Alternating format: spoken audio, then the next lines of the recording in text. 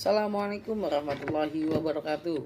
Yang terhormat Ibu Lu'lu'ur Rohmah, MPD, selaku dosen pengampu mata kuliah psikolinguistik, dan teman-teman lainnya yang berbahagia. Perkenalkan, nama saya Rakana Ope Saputra yang bertugas sebagai moderator pada hari ini. Adapun anggota kelompok 7 yaitu saya sendiri Rakana Ope Saputra, yang kedua ada Dea Maharani, dan terakhir ada Sarifah Nadia. Baiklah teman-teman, langsung saja kita mulai ke penyajian materi yang akan dibawakan oleh teman-teman saya. Dari sudut pandang ilmu psikolinguistik, ada dua macam komprehensi menurut Clark and Clark tahun 1977, yaitu yang pertama komprehensi yang berkaitan dengan pemahaman atas ujaran yang kita dengar. Yang kedua, komprehensi yang berkaitan dengan tindakan yang perlu kita lakukan setelah ujaran itu kita dengar. Untuk mengetahui makna suatu ujaran, seperti kata, frasa, klausa, kalimat, dan wacana, ada beberapa hal pokok yang perlu kita ketahui. Hal-hal tersebut adalah: yang pertama, ada struktur batin dan struktur lahir. Dalam kebanyakan hal, makna suatu ujaran dapat dipahami dari urutan kata yang terdapat pada ujaran tersebut, atau dari ciri-ciri tertentu masing-masing kata yang dipakai. Contohnya pada kalimat berikut ini. Pada kalimat pertama, yaitu lelaki tua itu masih dapat bermain tenis. Nah, interpretasi dari makna tersebut yaitu yang pertama adanya seorang lelaki, yang kedua lelaki itu tua, yang ketiga dia dari dulu sampai sekarang bermain sesuatu, yang keempat yaitu sesuatu itu adalah tenis. Nah, dari kalimat tersebut dapat dipahami dari urutan kata-kata yang terdengar atau terlihat oleh kita. Siapapun yang mendengar kalimat ini akan memberikan interpretasi makna yang sama, yaitu adanya seorang lelaki. Lelaki itu tua, dia dari dulu sampai sekarang bermain sesuatu, dan sesuatu itu adalah tenis. Pada kasus lain, tidak mustahil bahwa suatu kalimat yang tampaknya sederhana ternyata memiliki makna yang rumit. Dalam kalimat 2 misalnya. Nah, pada contoh kalimat 2, kalimatnya seperti ini, yaitu lelaki dan wanita tua itu masih dapat bermain tenis. Dari kalimat tersebut terdapat interpretasi. Yang pertama, lelaki itu juga tua seperti si wanita, dan yang kedua, hanya wanitanya saja yang tua, sedangkan lelakinya tidak. Kita tidak yakin apakah lelaki itu juga tua seperti si wanita, atau hanya wanitanya saja yang tua, sedangkan lelakinya tidak. Interpretasi ini muncul karena adjektiva tua dapat berfungsi sebagai pewatas hanya pada nominal wanita saja atau pada frasa lelaki dan wanita. Selanjutnya yang kedua yaitu proposisi. Proposisi adalah makna yang terkandung dalam sebuah kalimat. Pada Salindia kita mempunyai 3 contoh. Contoh yang pertama yaitu Ani membeli sebuah buku. Nah, kalimat tersebut mengandung satu proposisi, yaitu Ani membeli sebuah buku. Lanjut pada contoh kedua, yaitu Ani membeli sebuah buku yang ia perlukan. Nah, kalimat tersebut mengandung 2 proposisi, yaitu Ani membeli sebuah buku dan Ani memerlukan buku. Selanjutnya pada contoh ketiga, Ani membeli sebuah buku tebal yang mahal. Kalimat di atas mengandung 3 proposisi, yaitu Ani membeli sebuah buku, buku itu tebal, dan buku itu mahal. Selanjutnya adalah konstituen sebagai realitas psikologis. Pada dasarnya, konstituen mempunyai landasan psikologis maupun sintaksis yang kuat. Hal tersebut dapat kita lihat pada 3 hal berikut. Yang pertama, konstituen merupakan satu kesatuan yang utuh secara konseptual. Contohnya, preman tua itu mencuri sepeda saya.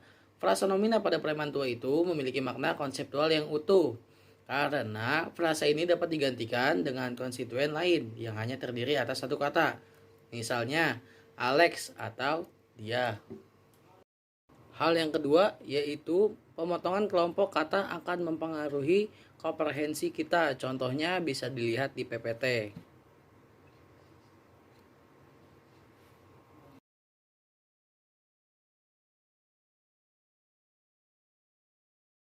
Yang terakhir atau yang ketiga, yang tersimpan dalam memori bukanlah kata-kata yang terlepas dari konstituennya, tetapi kesatuan makna dari masing-masing konstituen. Contohnya, preman tua itu mencuri sepeda saya.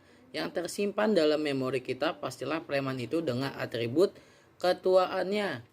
Untuk sepeda, kepemilikan dari sepeda itulah yang akan tersimpan, yakni bahwa sepeda itu milik saya. Selanjutnya ada strategi dalam memahami ujaran. Yang pertama, setelah kita mengidentifikasi kata pertama dari suatu konstituen yang kita dengar, proses mental kita akan mulai mencari kata lain yang selaras dengan kata pertama dalam konstituen tersebut.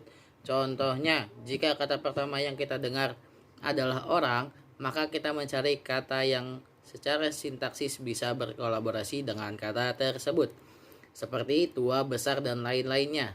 Karena kata orang hampir selalu diikuti oleh sesuatu yang lain untuk menjadi suatu konstituen.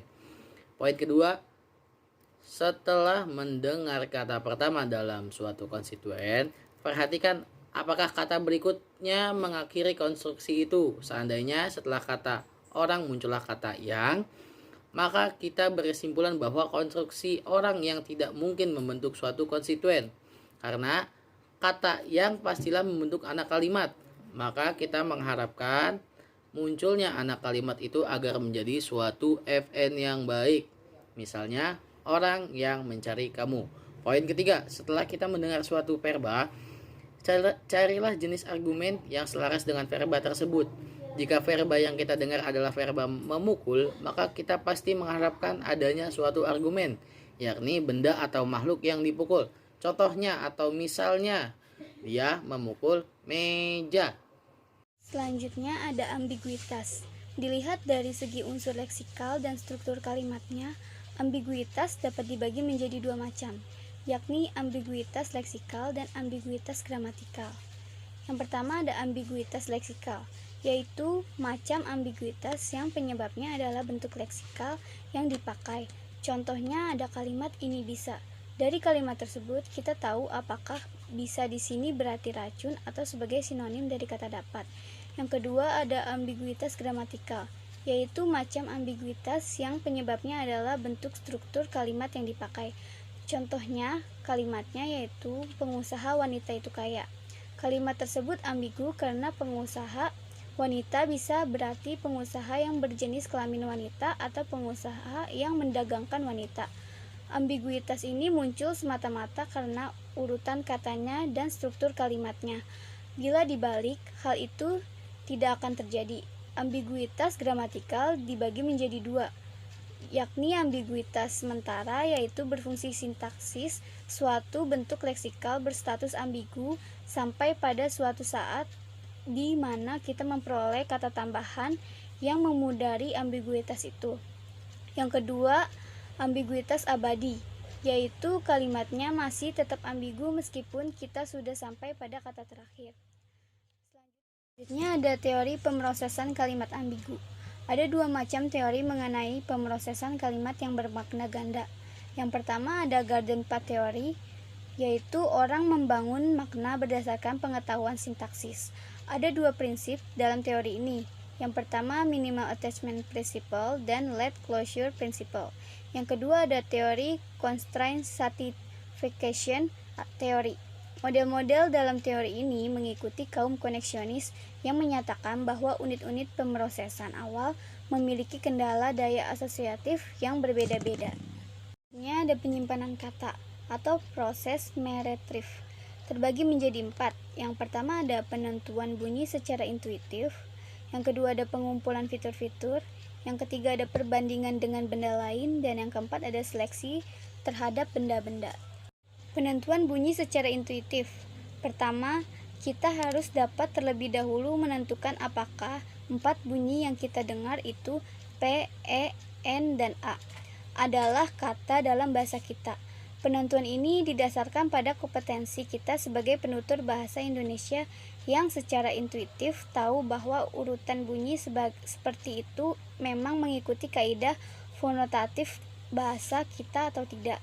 Artinya, apakah urutan bunyi seperti dicontohkan membentuk wujud yang pantas dalam bahasa kita. Kumpulan fitur-fitur. Kedua, kita harus mengumpulkan fitur-fitur apa yang secara alami melekat pada benda itu. Bentuk fisiknya, ukurannya, fungsinya, warnanya, dan sebagainya. Kita memiliki gambaran mengenai objek di dunia ini. Perbandingan dengan benda lain.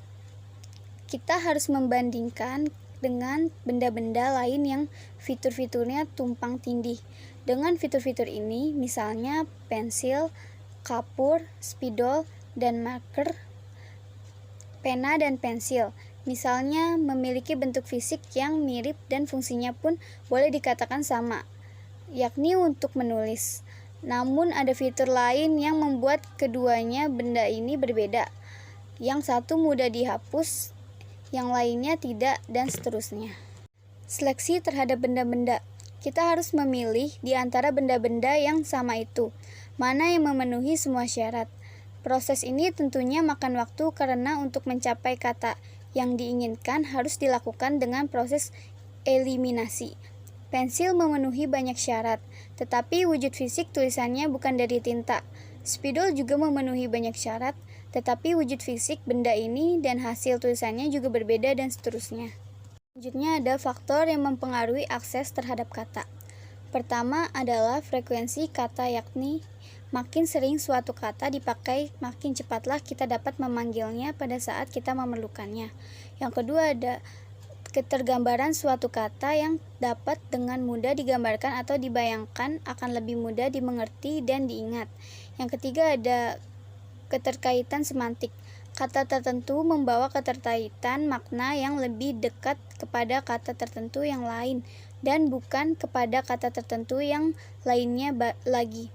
Keempat ada kategori gramatikal. Ada kecenderungan bahwa kata disimpan berdasarkan kategori sintaksisnya. Yang kelima ada faktor fonologi. Morfem yang bunyinya sama atau mirip disimpan pada tempat yang berdekatan. Selanjutnya ada teori tentang makna. Bagaimana orang memahami makna kata diajukan dua teori, yakni teori fitur dan teori berdasarkan pengetahuan. Yang pertama ada teori fitur, pada dasarnya menyatakan bahwa kata memiliki seperangkat fitur atau ciri yang menjadi bagian integral dari kata itu. Dan yang kedua ada teori berdasarkan pengetahuan. Teori ini masih bersandar pada teori Gitur, tetapi diperluas. Dalam teori ini tidak hanya fitur yang dilihat tetapi juga esensi dan konteksnya. Demikian presentasi atau penyajian materi yang sudah dibawakan oleh kelompok kami. Sebagai moderator saya meminta maaf atas kekurangannya. Assalamualaikum warahmatullahi wabarakatuh.